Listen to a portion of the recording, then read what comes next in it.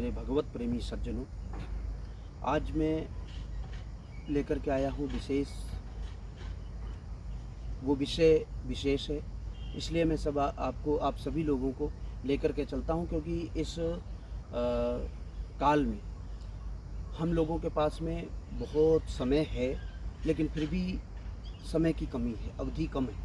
समय की अवधि कम होने के कारण बहुत सारे लोग हैं जो अपने मन से, अपने भाव से, अपने हृदय से उस परमात्मा का स्मरण करना चाहते हैं, उनका ध्यान करना चाहते हैं और उनको सदा हृदय में अवस्थित रखना चाहते हैं। तो उनके लिए बहुत सारे लोगों के ये विचार आए कि अजपा जप किस प्रकार से किया जाए। तो मैं उस अजपा जप के बारे में आपको बतलाना चाहता हूँ, क्योंकि वो अजपा जप तभी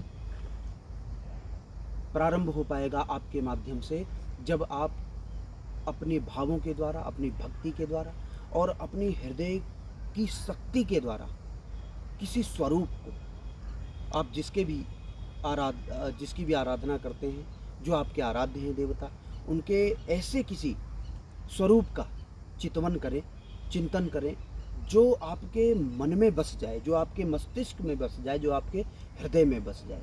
वो एक ऐसा चित्र होगा जो आपके चरित्र को बना करके खड़ा कर देगा। वो तब बनेगा जब आपको वो चित्र, प्रसन्न युक्त चित्र होगा, तो आपके अंदर वो मंत्र, उसी देवता का जो बीज होगा, वो आपके पास बीज मंत्र होना चाहिए। नहीं बीज मंत्र मिलता है, क्योंकि इस जीवन में बीज मिल पाना बड़ा कठिन होता है।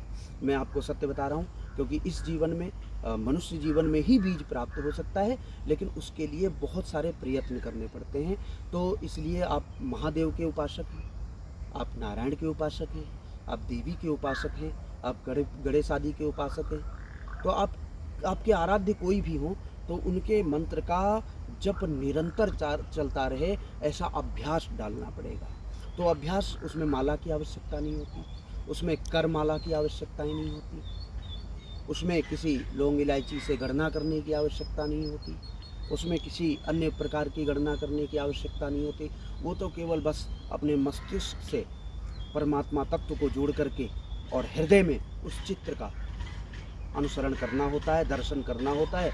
और आप जब आपके अभ्यास में वह आ जाएगा, तो आप कुछ भी करते रहेंगे, उस कुछ भी करने में वो मंत्र आपके कंठ से निरंतर निरंतर निरंतर गति प्रदान करते हुए चलता रहेगा, और वो जपता रहेगा। जब आपका हृदय जपना प्रारंभ कर देगा, आपकी जिह्वा अलग बात कर रही होगी, लेकिन वो प्रसन्नता भरा मुखारविंद आपका उस परमात्मा का चिंतन कर रहा होगा, जो परमात्मा निरंतर मुस्कुराता रहता है, सभी हृदय में वास करता है और सभी को प्रफुल्लित रखता है और सभी को आनंदित रखता है। तो आपको अजपा जप के बारे में यह ध्यान देना होगा कि सबसे पहले आपका अभ्यास जरूरी है, और दूसरे नंबर पर उस विग्रह का दर्शन, जिस विग्रह की छवि आपके हृदय में बस गई हो, और उन्हीं जो देवता हैं, आराध्य हैं, उनका वो मंत्र, जिस मंत्र का आप जाप करेंगे, तभी से कल्याण होना प्रारंभ हो जाएगा। जिस दिन से अभ्यास हो जाएगा, उसी से आनंद बरसना चालू हो जाएगा और आपका जीवन आनंद में बन जाएगा। जय प्रभु मेरे आनंद।